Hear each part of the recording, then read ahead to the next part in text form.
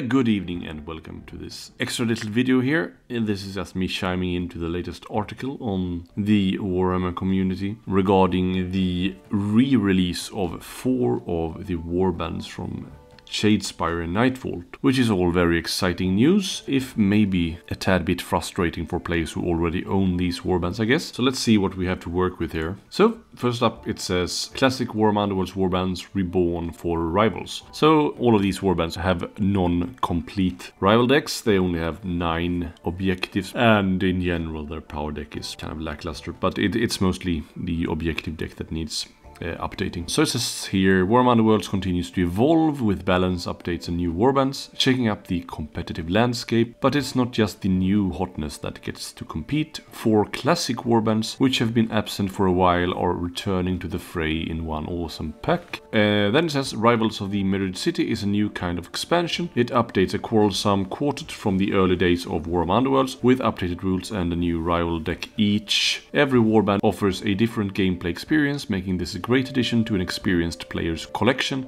and the ideal next step for new players who've used the easy-to-learn Rivals format to introduce friends to the game. I wouldn't say that it is a great addition to an experienced player's collection necessarily. I and many with me already own these warbands, so getting them again feels like a bit of a cash grab, I guess, for lack of a better word. I mean, I really do appreciate that they update the warbands, but having to buy the actual models again, if that's the case, which I'm fairly confident that it is, just feels a bit rough. The fair thing would really be to release them in 2 different ways, I guess. But I sadly don't think we will see that, so don't get your hopes up. But, I mean, getting 4 warbands in one box should probably be very good value, especially them for people who don't have them as well. And I think all of these 4 warbands can be really fun to play. I mean, they are already fun, even with their outdated decks. I mean, I play the Rats a fair bit. I think the Morlog is a very fun and unique warband, obviously. Thorns, I think, is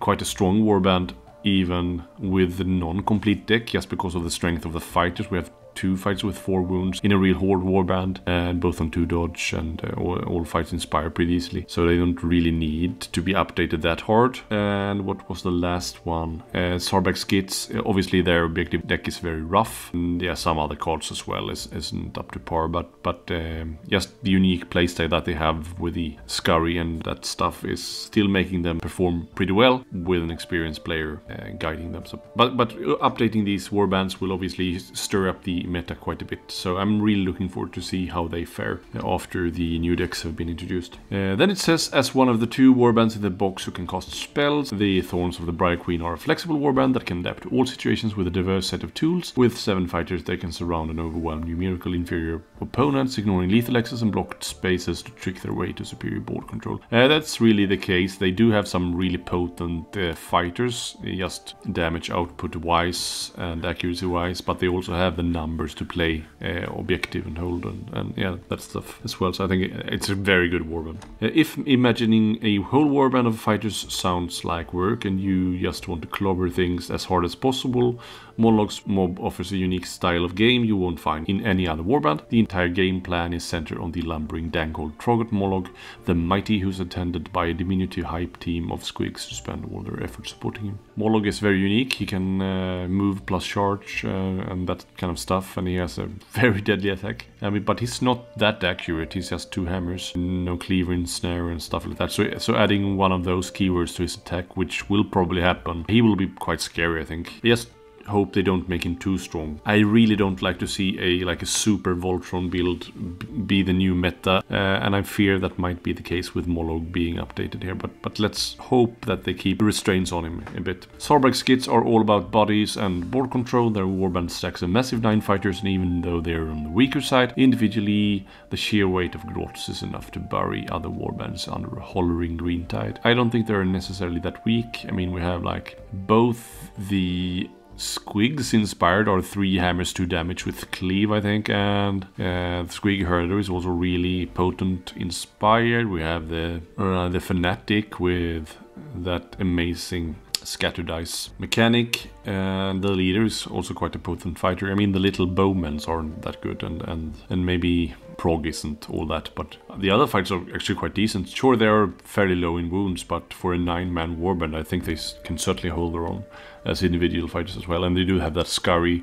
So with an updated deck here, I can see them becoming quite scary. Spiteclaw's Swarm are vicious Skaven warriors who prefer quality over quantity, at least compared to Sabak's skits. They won't stand up against the tougher bruisers in the Underworlds, but do have the ability to return slain fighters to the field, letting them play aggressively and capture an early advantage before heavier hitters can wind up their haymakers. Yeah, I mean, Spiteclaw's Swarm can still perform.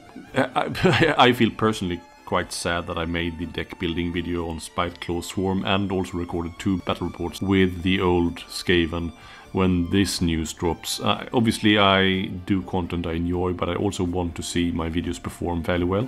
So kind of releasing 2 battle reports with a warband that's on the brink of going obsolete for everything except Relic obviously hurts a bit. But yeah, you just have to roll with the punches. But I'm very eager, obviously, to see what they do with Spiteclaw's Swarm.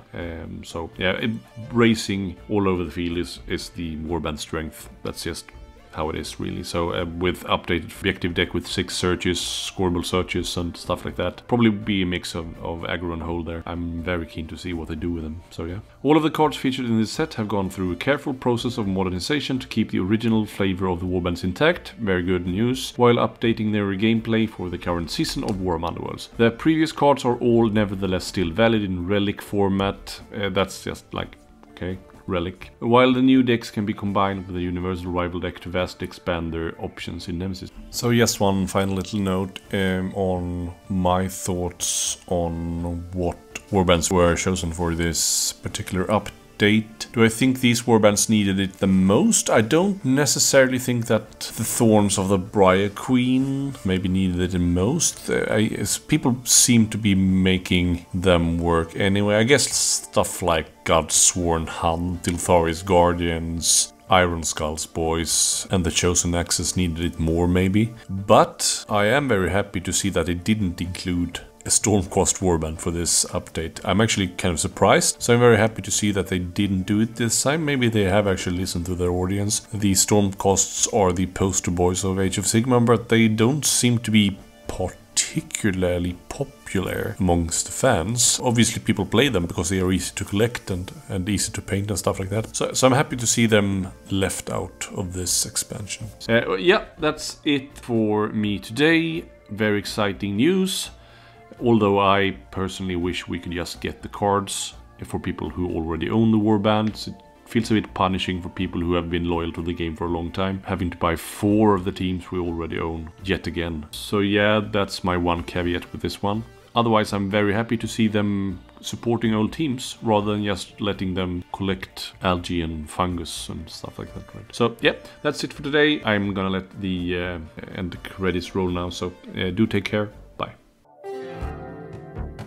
This is Mats again, chiming in to thank you for watching the video. Please don't forget to subscribe, like and comment, and to not miss out on future content, ring the bell as well. And if you really liked this video, feel free to click the thanks button just below this video. And if you want to support me even further, you can now become a channel member and claim the title of Critical Focus Fan. Until next time, take care, bye.